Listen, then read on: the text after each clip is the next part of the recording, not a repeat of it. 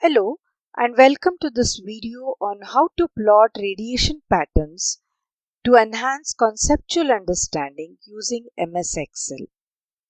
If you are an antenna student, often you would have wondered if there was a quick tool to help you to visualize the radiation patterns whom you have been formulating and later go through a laborious task of plotting the fields at different theta or phi angles manually. Today I shall demonstrate to you with an example as to how you can use Microsoft Excel to do a quick fix job. Microsoft Excel is a very easy and effective tool which will help you understand the concepts and help you visualize what you have been formulating. So now let us take an example to plot the radiation pattern for a given array factor and then try to draw some inferences out of it. To begin with, you need to enter the formulae onto an Excel sheet. As you see here, I have considered this example for broadside radiation. I have considered the array factor to be cos of psi by 2. Now, the example here, I have the distance of separation between two isotropic sources to be equal to 0.5 lambda. Now we know that psi is equal to kd cos of phi and k is equal to 2 pi by lambda. So since we have taken distance of separation to be equal to lambda by 2, I have entered d to be equal to 0.5. The only math that you need to do is to cancel your lambda in the product of kd. That is, kd is equal to 2 pi by lambda into lambda by 2. So I'm left with 2 pi by 2 and I'm considering k to be equal to 2 pi and d to be equal to 0.5. I'm not cancelling out any further integers. Okay, I just take it as it is. We just get rid of the wavelength parameter. That's it. Okay, so once you have k and d entered here, I now have prepared a table. Now this table is required because we now want to plot the array factor or field pattern for various values of phi varying from 0 to 360 degrees. So hence this table where I have considered phi varying from 0 degrees up to 360 degrees, okay, 350 degrees.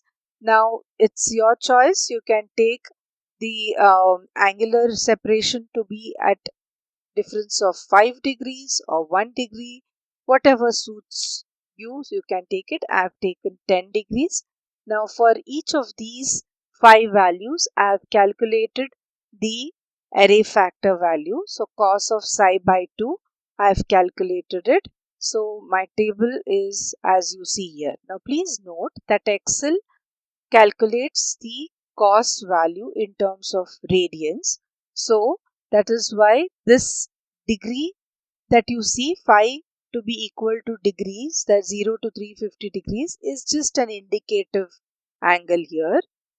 This is converted into radians. You see the E column is phi in radians. Using the phi in radians, I have calculated the array factor values or the field strength values that you see here for all values of phi from 0 to 350 degrees. So once you have this in place, now it's time for us to plot the radiation pattern. So how do we do that?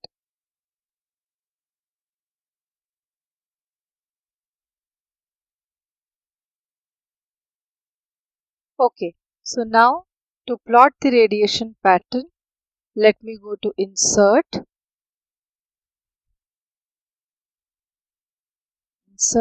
in chart, go to radar.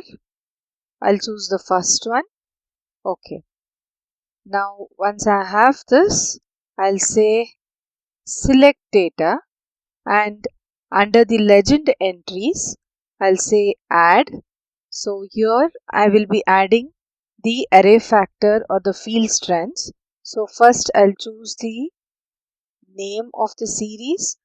Okay. So and then I will select the normalized field values. So here we go. So now I will enter here the angles, the phi value. Okay. So axis label range will be from 0 to 350, and there we go. Say OK, and here is our plot. Okay. Now this is the plot for an array factor of cos of psi by 2. So you have the legend on the right. Okay. Now you have the plot from 0 to 1. So that's the maximum value is 1. So if you don't want this at a separation difference of 0.1, you can change the value to 0.2. That gives you a less cluttered view of the radiation pattern, and this is your radiation pattern. Okay, just note that your 0 degrees is on the top here and 90 degrees is here, 270 degrees is here. We understand that in broadside radiation, okay, our sources are placed along this axis of 0 to 180 degrees, and hence this is still broadside. Do not go by the conventional method where you have 0 and 180 as a horizontal line. In Excel, you get 0 to 180 vertically. The default setting is such. So make note of this and do not get confused. Well, now I want to compare this radiation pattern which we have arrived at by using a distance of separation of 0.5 lambda. What would have been the radiation pattern if the distance of separation is 0.25 lambda? So I'm just going to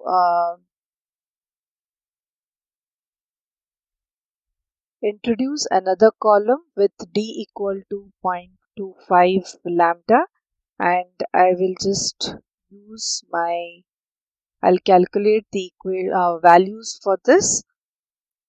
I've entered the values, the formula, and I just drag it down. So I have all my values.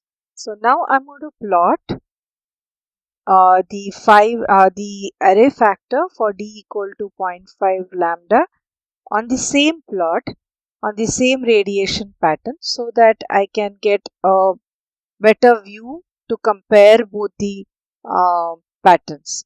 Okay, so while we do that, what I do is I just go on to the same radiation pattern, say select data.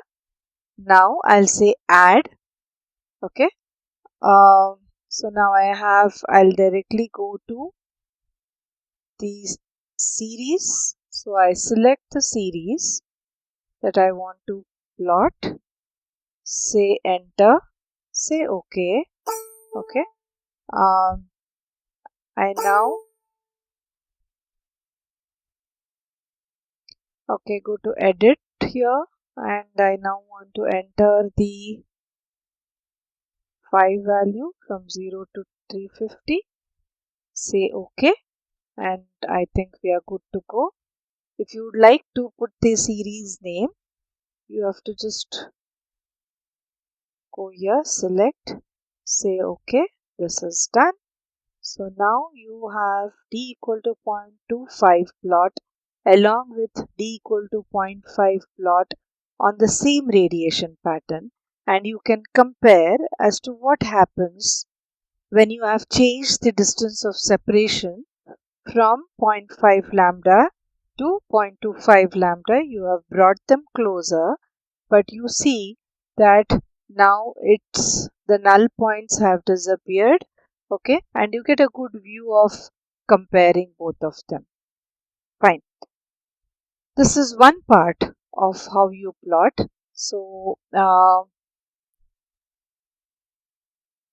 I would like to show you a radiation pattern of an end fire array. Okay, so what we'll do is I just want you to understand and draw inferences. So just let's take one more example for the same set of examples, that is distance of separation being zero point 0.5 and 0.25. So you can plot the end fire radiation. The array factor changes its sign of psi by 2. Okay, in the same way tabulate it. So I have here the distance of separation to be equal to d equal to zero point 0.5 lambda. So after you have calculated and you have made your tabulations, I have inserted here my radiation pattern in the same way as we have done it for broadside array, and you see that the radiation pattern looks like this. Now if I can compare both of them, I have a better understanding.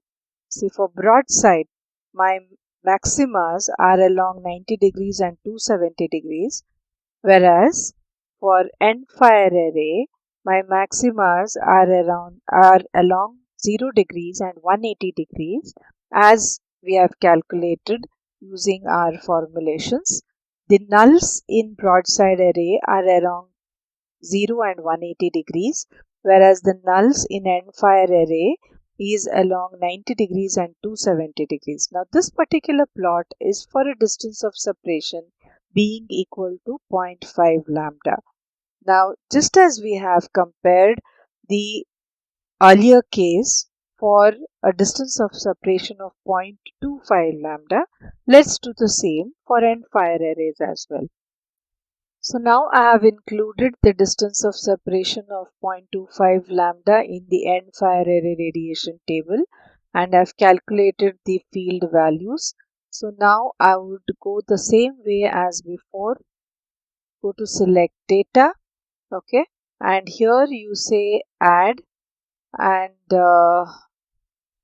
I will choose the label as 0.25 lambda and the range. Okay, let's say okay. Edit again for the angle, and I have the angles from 0 to 350. Okay, we are good to go.